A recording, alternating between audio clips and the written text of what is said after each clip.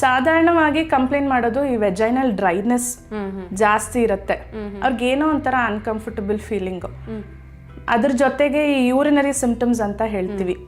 Urine ಕಂಟ್ರೋಲಲ್ಲಿ ಇಟ್ಕೊಳಕ್ ಆಗದೆ ಇರೋದು, ಅಥವಾ ಸಡನ್ ಆಗಿ ಕೆಮ್ಮಿದ್ರೆ ನಕ್ಕಿದ್ರೆ ಯೂರಿನ್ ಹೋಗಂಗೆ ಆಗೋದು, ಅಥವಾ ಅವ್ರಿಗೆ ಸಡನ್ ಆಗಿ ಅನ್ಸುತ್ತೆ ಬಾತ್ರೂಮ್ಗೆ ಹೋಗಬೇಕು, ನೀನು ಎದ್ಬಿಟ್ಟು ಇನ್ನೊಂದು 2 ಹೆಜ್ಜೆ ಬಾತ್ರೂಮ್ಗಿದೆ ಇನ್ನು ತಲುಪಿಲ್ಲ, ಆವಾಗಲೇ ಯೂರಿನ್ ಲೀಕ್ ಆಗೋದು, ಈ ಥರ ಎಲ್ಲ ಸಮಸ್ಯೆಗಳು ಕಾಣಿಸ್ಕೊಳ್ಳುತ್ತೆ.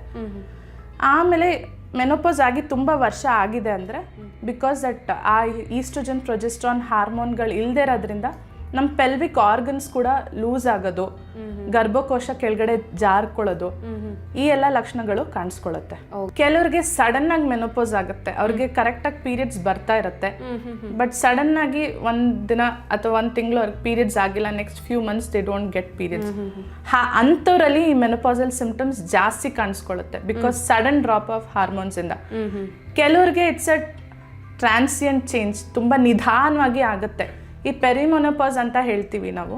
ಮೆನೋಪಾಸ್ ನಿಮಗೆ ಸಪೋಸ್ 48 ವರ್ಷಕ್ಕೆ ಆಗ್ತಾ ಇದೆ ಅಥವಾ 50 ವರ್ಷಕ್ಕೆ ಆಗ್ತಾ ಇದೆ. ಪೆರಿಮೆನೋಪಾಸ್ ಅನ್ನೋದು ಈ ಚೇಂಜಸ್ ನಮಗೆ ಸ್ವಲ್ಪ ವರ್ಷಗಳ ಮುಂಚೆಯಿಂದನೇ ಸ್ಟಾರ್ಟ್ ಆಗುತ್ತೆ.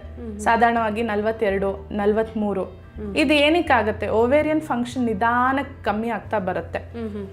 ಸೊ ಆ ಫಂಕ್ಷನ್ ಯಾವಾಗ ಕಮ್ಮಿ ಆಗ್ತಾ ಬರುತ್ತೆ, ಹಾರ್ಮೋನ್ ಲೆವೆಲ್ಸು ಕ್ರಮೇಣವಾಗಿ ಕಮ್ಮಿ ಆಗ್ತಾ ಬರೋದ್ರಿಂದ ಟ್ರಾನ್ಸಿಯಂಟ್ ಚೇಂಜ್ ಆದರೆ ಈ ಮೆನೋಪಾಸ್ ಲಕ್ಷಣಗಳು ಸ್ವಲ್ಪ ಕಮ್ಮಿ ಇರುತ್ತೆ. ಬಟ್ ಕೆಲವೊಂದು ಹೆಣ್ಮಕ್ಳಲ್ಲಿ ಅದು ಜೆನೆಟಿಕ್ ಫ್ಯಾಕ್ಟರು ಇರಬಹುದು, ಅಂಥವರಲ್ಲಿ ಈ ಮೆನೋಪಾಸ್ ಲಕ್ಷಣಗಳು ಜಾಸ್ತಿ ಇರುತ್ತೆ. ನಾನು ಹೇಳ್ದ ಹಾಗೆ ಇದು ಸ್ಟಾರ್ಟಿಂಗ್ ಒಂದು 2-3 ಇಯರ್ಸ್ ಕೆಲವ್ರಿಗೆ ಈ ಲಕ್ಷಣಗಳು ಜಾಸ್ತಿ, ಹೋಗ್ತಾ ಹೋಗ್ತಾ ಕ್ರಮೇಣವಾಗಿ ಇದು ಕಮ್ಮಿ ಆಗ್ತಾ ಬರುತ್ತೆ.